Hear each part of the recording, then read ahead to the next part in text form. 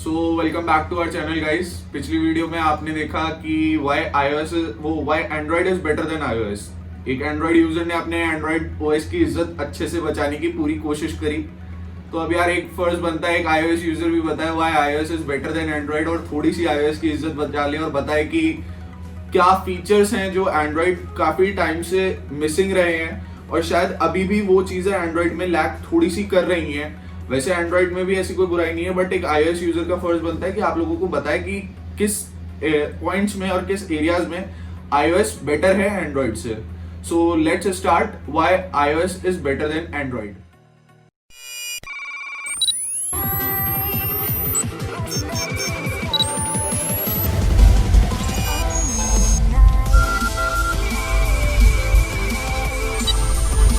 Welcome to NBS Tech Drive. So first point है guys privacy. Privacy is one of those points जो Android में missing है बहुत time से, क्योंकि एंड्रॉइड्स में जो है वो ओपन सोर्स है और iOS जो है वो पेटेंटेड है एप्पल का। इस वजह से एप्पल खुद ही डिजाइन करता है। और अब जब प्राइवेसी इतनी मैटर हम लोगों के लिए क्यों करती है, क्योंकि हमारी बैंक डिटेल्स होती हैं, शॉपिंग हम लोग अपने फोन से करते हैं, मैक्सिमम हम पेमेंट्स जो कर रहे होते हैं वो फोन से करते हैं। तो हम लोगों के लिए बहुत जरूरी हो जाता है कि हमारी प्राइवेसी सिक्योर्ड रहे। और प्राइवेसी एप्पल आज से नहीं बहुत टाइम से दे रहा है। इवन उनके fingerprints are very much secure, उनके फेस आईडी जो है वो 3D फेस स्कैनिंग है।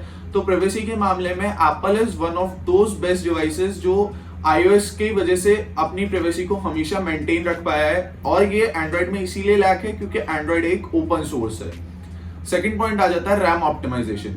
अगर आप लोगों ने देखा हो जहां एंड्रॉइड्स में अब 12 GB तक की रैम आ चुकी है, 8 GB, 6 GB, 12 GB और ऑलमोस्ट उससे भी ज्यादा भी आती होगी शायद, तो वहीं पे एप्पल में 3 GB की या 4 GB की मैक्सिमम रैम है और 4 GB भी शायद अब आईफोन 12 में आने की उम्मीद है। तो ऐसे में आईफोन में क्यों इतनी रैम पे क्यों चल जाता है फोन और बिल्कुल लैग नहीं करता और फोन इतना अच्छा क्यों चलता है, क्योंकि एप्पल अपना जो ओएस है और अपना हार्डवेयर है वो खुद ही डिजाइन करता है। वहां कोई किसी और को नहीं दिया जाता कि कोई और आदमी उनका डिजाइन करेगा। तो एप्पल जब खुद डिजाइन करता है तो वो अपनी रैम को उसी हिसाब से ओएस के साथ ऑप्टिमाइज करते हैं कि उनका फोन बिल्कुल भी लैग नहीं करता है और फोन बहुत अच्छी स्पीड प्रोवाइड करता है हम लोगों को, जिसपे हम हैवी से हैवी एप्लीकेशन बहुत अच्छे से चला पाते हैं। थर्ड पॉइंट आ जाता है बैटरी ऑप्टिमाइजेशन। बैटरी एक ऐसा टॉपिक है यार जो बहुत इंपॉर्टेंट हो चुका है लोगों के लिए, क्योंकि डे टू डे बेसिस पे हमें बैटरी बार बार चार्ज नहीं करना पसंद होता है लोगों को। तो बैटरी क्यों हमारे लिए इतनी नेसेसिटी है कि एप्पल की बैटरी ऑप्टिमाइजेशन अच्छी है, क्योंकि बैटरी उनकी अगर आप ऑप्टिमाइजेशन उनके ओएस का देखेंगे तो वो इस हिसाब से करा हुआ है जहां उनमें 3000 mAh की बैटरी है और जहां एक फोन एंड्रॉइड फोन में 6000 mAh की बैटरी है। They can compete on a same level. अगर आईफोन की 3000 mAh की बैटरी एक दिन तक चल रही है तो ऑलमोस्ट एंड्रॉइड की 6000 mAh की बैटरी भी 1 या 1.5 दिन ही चलती है, उससे ज्यादा नहीं चलती है वो बैटरी भी। क्योंकि आप कितना भी हैवी यूजेज कर लें आईफोन का या iOS डिवाइस पे, किसी भी iOS डिवाइस पे, तो वो उतनी ही चलेगी, एक दिन तो चली ही जाती है, क्योंकि वो अपनी एप्स को इस तरीके से कंट्रोल करते हैं कि उनकी बैटरी बहुत अच्छे से ऑप्टिमाइज रहती है। अब बात कर लेते हैं फोर्थ पॉइंट की। iOS हमेशा एक इजी टू यूज डिवाइस रहा है एज कंपेयर टू एंड्रॉइड्स। इसका एक रीजन सिंपल सा ये है कि iOS का जो OS है या UI जो है आपको वो हर iOS डिवाइस में सेम मिलता है, जबकि एंड्रॉइड्स में ऐसा नहीं होता है। एंड्रॉइड्स में हर एंड्रॉइड डिवाइस की अलग UI हो सकता है। फॉर एग्जांपल OnePlus का ऑक्सीजन OS है वो डिफरेंट है, सैमसंग का One UI है वो डिफरेंट है, उसके बाद MI के MIUI UI है वो डिफरेंट है, और बहुत अलग फोन से Realme है या और Oppo है, Vivo है, इन सबकी अपनी अपनी UI अलग होती है। तो लोग जब एंड्रॉइड से एंड्रॉइड में भी शिफ्ट करते हैं तो उन्हें थोड़ी प्रॉब्लम हो सकती है, क्योंकि हर UI थोड़ा डिफरेंट वर्क करता है। वहीं iOS के सारे डिवाइसेस एक ही तरीके से वर्क करते हैं और लोगों को उससे यूज करने में कोई इशू नहीं आता है। फिफ्थ पॉइंट है अपडेट्स।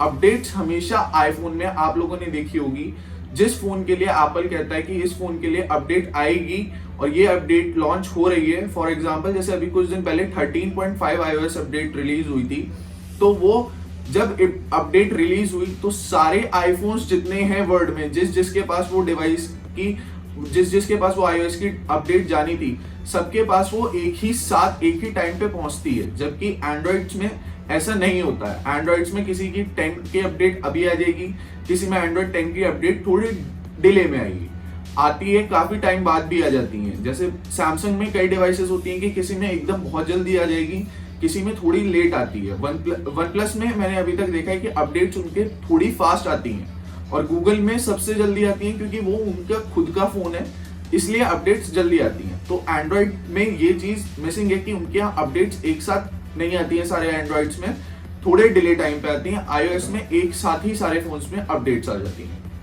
ये थे गाइस मेन फीचर्स जिसमें iOS बेटर है एंड्रॉइड से। एक फीचर एक ऐसा भी है जो बहुत इंपॉर्टेंट हो जाता है एप्पल यूजर्स के लिए, और ये एप्पल यूजर्स के लिए इसीलिए कहूंगा क्योंकि iOS is patented bye Apple only. तो ये है एक सेकेंडरी फीचर जो है एप्पल का इकोसिस्टम।